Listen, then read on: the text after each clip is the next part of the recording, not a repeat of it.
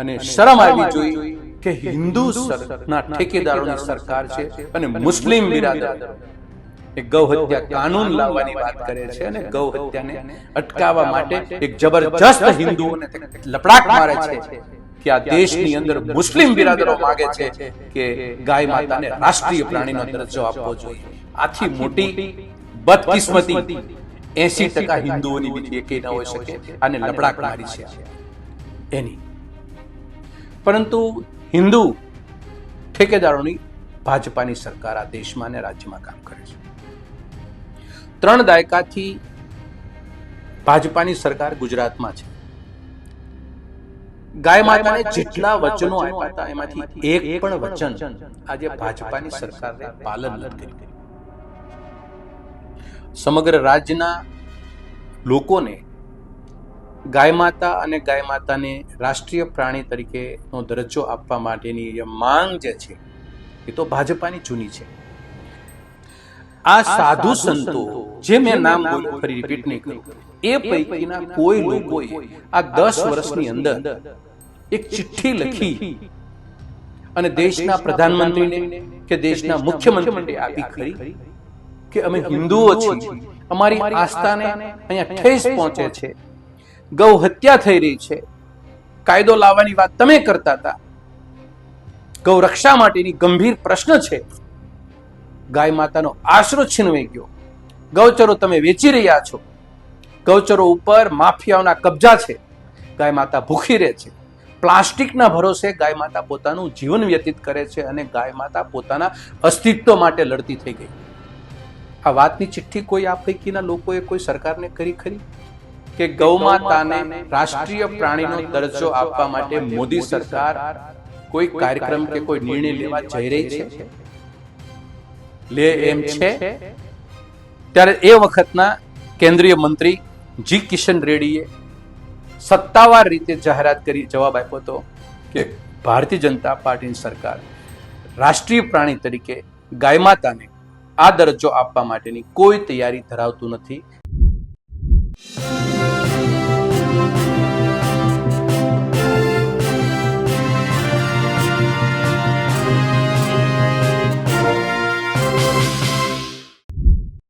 એક બાજુ ભારતીય જનતા પાર્ટી જે છેલ્લા 3 દાયકાથી ગાયના નામે વોટ માંગે છે, ગાયના નામે રાજનીતિ કરે છે, ત્યારે હવે જમિયત ઉલેમાએ હિન્દના નેતા અને તેના વડા મદની સાહેબે ઈદના દિવસે ભાજપને ગાયને રાષ્ટ્રીય પ્રાણી જાહેર કરવાની માંગ કરી છે. એટલે કે હવે મુસ્લિમ નેતાઓ અને મુસ્લિમ આગેવાનો ગાયને રાષ્ટ્રીય પ્રાણી જાહેર કરવાની માંગ કરી રહ્યા છે. ત્યારે ભાજપને વાંધો શું છે? તમારી રાજ્યમાં પણ તમારી સરકાર, રાષ્ટ્રમાં પણ તમારી સરકાર, બધા એન્જિન તો તમારા છે. તો પછી તમે ગાય માતાને રાષ્ટ્રીય પ્રાણી કેમ નથી જાહેર કરતા? આ જ મુદ્દે કોંગ્રેસના નેતાએ ભાજપને ઘેરી છે અને ભાજપ પર આકરા પ્રહાર કર્યા છે. નમસ્કાર, હું છું ચંદ્રિકા પુત્ર નિરાલી મહેરિયા. તો આવો સાંભળીએ કોંગ્રેસ નેતા મનહર પટેલે આ વિશે વધુમાં શું કહ્યું. નમસ્તે. આજે વાત કરવી છે ગૌ માતાની. આ દેશના જમિયત ઉલેમા એ હિન્દના પ્રમુખ મૌલાના મદની સાહેબે બકરી ઈદના દિવસે એવી જાહેરાત કરી સમગ્ર દેશના મુસ્લિમ બિરાદરોને કે આપણે સૌ સાથે મળી અને ગાય માતાને રાષ્ટ્રીય પ્રાણીનો દરજ્જો ભાજપાની સરકાર આપે એની આપણે સૌએ માંગ ઉઠાવવાની છે. ગાય માતા એ હિન્દુ ધર્મ માટે એક આસ્થાનું પ્રતીક, 33 કરોડ દેવતાનો વાસ જેમાં છે એવી ગાય માતા અને એવું માનનારી હિન્દુ પ્રજા માટે, હિન્દુ જનતા માટે, હિન્દુ ધર્મ માટે મૌલાના સાહેબે આ વિચાર કર્યો, માંગ કરી, એ બદલ એમને અમે આવકારીએ છીએ અને સરાહનીય માનીએ છીએ.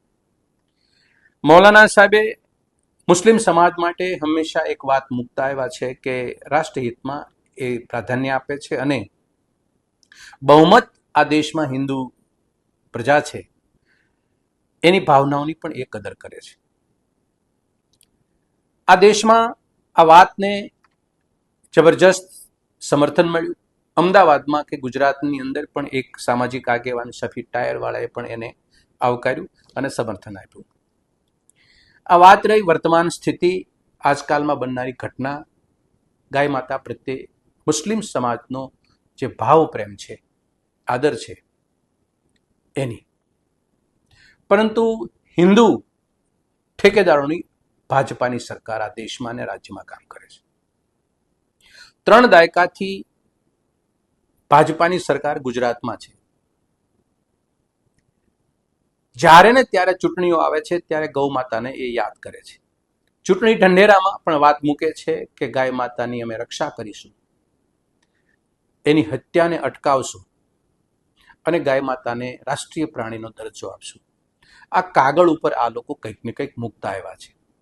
એનો મતલબ એમ થાય કે ગૌ માતાના નામે મતો માંગેલા છે, સત્તા મેળવી છે. તો સત્તા ગૌ માતાના નામે મેળવનાર લોકોનો ધર્મ કયો?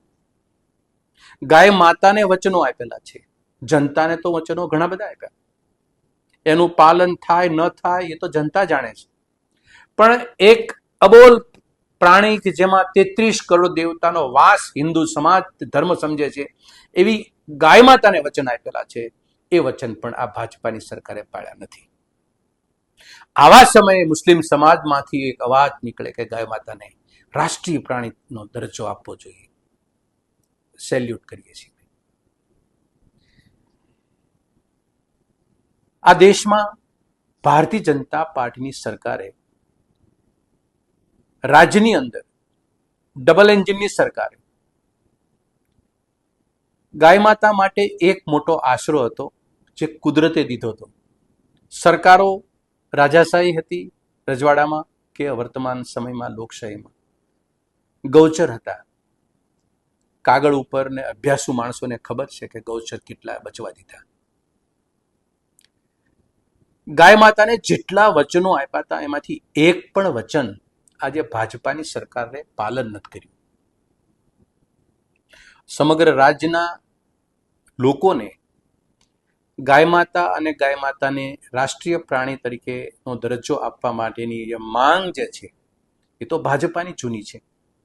અને એક સમય હતો કે ભાજપા સરકાર જ્યારે વિપક્ષમાં બેસતી હતી ત્યારે એને સમર્થન આપવા માટે જે લોકો જે સંસ્થાઓ બહાર આવી અને ધરણા કરતી હતી, ઉપવાસ કરતી હતી, આંદોલન કરતા હતા, એવા લોકો માટે ખાસ મારા આ શબ્દો એમને કહેવા છે. એમાં કલાકારો હતા, કથાકારો હતા, સલાહકારો હતા, સાહિત્યકારો હતા, વ્યાસપીઠાધીશ્વરો હતા, સાધુ સંતો, જૈન સાધુ, જીતો નામની સંસ્થા પણ કંઈક ને કંઈક એમાં રોલ પ્લે કરતી હતી, ગૌશેકો, જીવદયા પ્રેમીઓ, ઋષિમુનિઓ, અનેક લોકોને ગાય માતા પ્રત્યેની શ્રદ્ધા અને ભાવનાથી આ માંગ 3 હતી છે: ગૌ રક્ષા, ગૌ હત્યાની સામે કાયદો અને ગાય માતાને રાષ્ટ્રીય પ્રાણીનો દરજ્જો આપવા માટેની માંગ.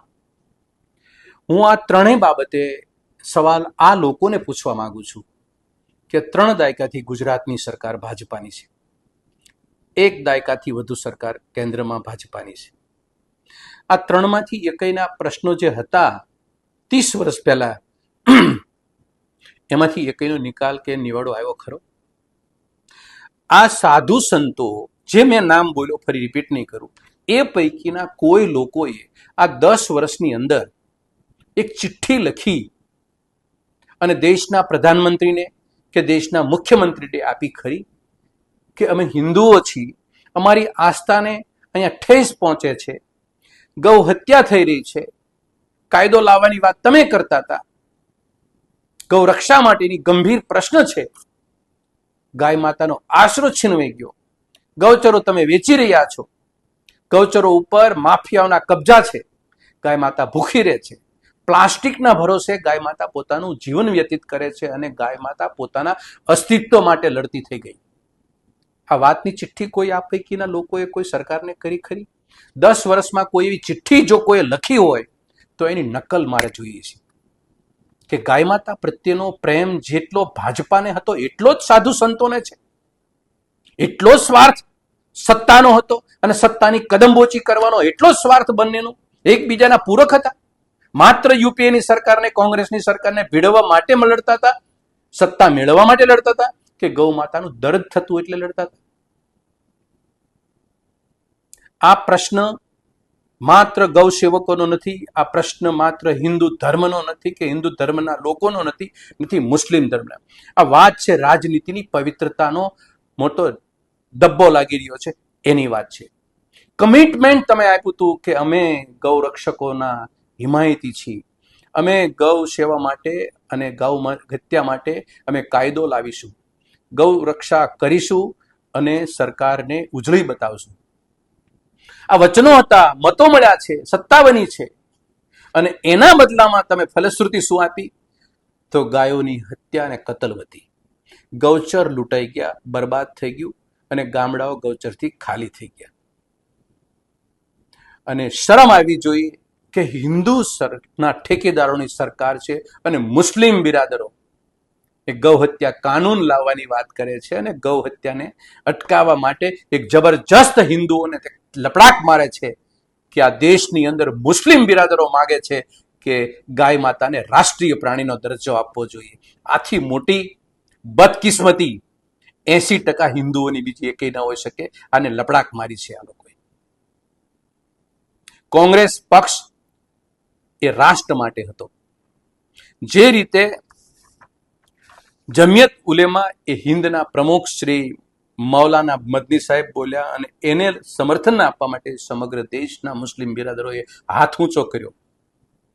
એવા સમયે હું એ પૂછવા માંગુ છું કે આજની તારીખે જે મોટી મોટી કોર્પોરેટ કથાઓ કરતા, ભાગવત સપ્તાહ સંભળાવતા, રામાયણ સંભળાવતા, મોટા મોટા સાહિત્યકારો, મોટા મોટા કલાકારો સરકારની જે ભાજપાની કદમબોચી કરે છે, એવા લોકો હિન્દુઓને હું કહેવા માંગુ છું કે ગાય માતાને આ રુદન તમારા કાન સુધી નથી પહોંચતું. મુસ્લિમ બિરાદરોને જે હૃદય સુધી પહોંચ્યું તમારા હૃદય સુધી નથી પહોંચ્યું, તમારા કાન સુધી નથી પહોંચ્યું. હું ઈચ્છું કે મારી તમામ વાતો જૂઠી પડે. તમારો રામને જગાડો. તમે જે દિવસે 30 વર્ષ પહેલા, 3 દાયકા પહેલા જે જુસ્સો રોડ ઉપર આવતા હતા, ગાય માતાની હત્યા માટેના આંદોલનો થતા હતા, એ આજે એના કરતા 10 ગણા આંદોલન થવા જોઈએ. કારણ કે સૌથી વધુ આ દેશમાંથી બીફ નું એક્સપોર્ટ કરનારો વિશ્વનો એકમાત્ર દેશ બની ગયો. આ કમનસીબી છે. જીવદયા પ્રેમીઓના મોઢા સીવી ગયા, એનો સંઘર્ષ કરવાનો નશો ઉતરી ગયો. કોના પાપે?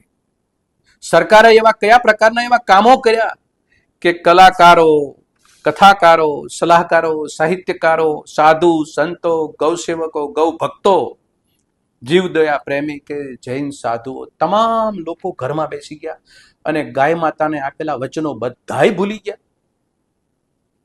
અમે તમને માત્ર યાદ કરાવવાનું કામ કરીએ છીએ. 30 વર્ષ પહેલા અમે જે કાર્યો કરતા હતા એ કામના કોઈ કચાશ કે ખોટ નહોતી, પણ સત્તા ભૂખ્યા માણસોનો તમે હાથો બન્યા, એના પાપે ગાય માતાની આ પરિસ્થિતિનું નિર્માણ થયું છે. આ વાસ્તવિકતા તમારે સૌએ સ્વીકારવી પડે. હું પણ ગૌ માતાનું દૂધ, ઘી અને માખણ જ્યારે થાળીમાં આવે છે ત્યારે ઘડીક તો હું પણ વખાણ કરું છું. પણ આ ગાય માતા ત્યારે શું વિચારતી હશે? માત્ર સ્વાર્થ.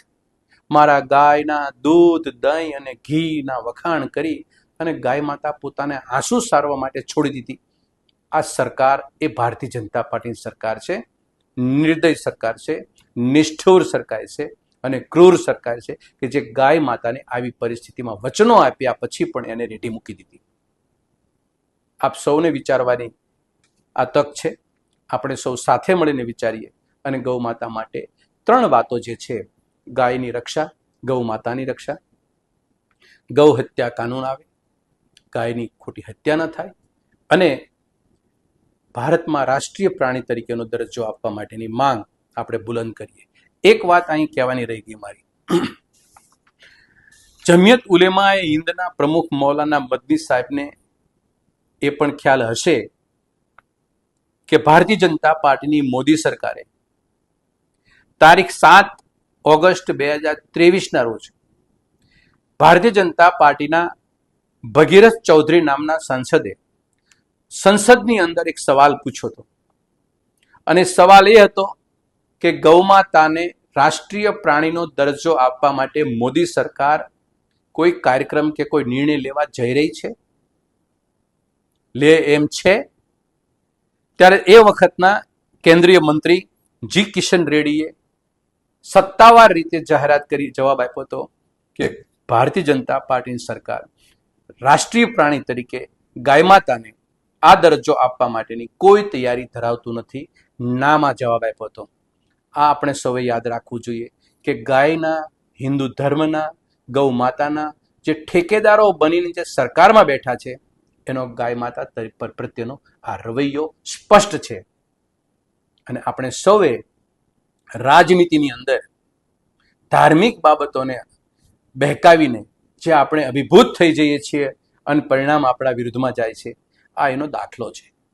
ફરી ફરીને ગૌ માતાની રક્ષા માટે આપણે સૌ કટિબદ્ધ બનીએ અને મુસ્લિમ બિરાદરોએ જે લાગણી પ્રગટ કરી છે એ બદલ એક હિન્દુ તરીકે ને એક નાગરિક તરીકે, એક જીવ તરીકે એનો આભાર પ્રગટ કરું છું અને અભિનંદન આપું છું. આભાર. જય હિન્દ. તો જેમ તમે મનહર પટેલની વાત સાંભળી, હવે મુસ્લિમ આગેવાનો સામે ચાલીને સામે આવીને ગાય માતાને રાષ્ટ્રીય પ્રાણી જાહેર કરવાની માંગ કરી રહ્યા છે. તો પ્રશ્ન અહીંયા એ છે કે ભાજપ ચૂપ કેમ છે? તમે આ વિશે શું વિચારો છો? અમને જરૂરથી કમેન્ટ કરીને જણાવજો. અત્યાર માટે બસ આટલું જ. ધન્યવાદ.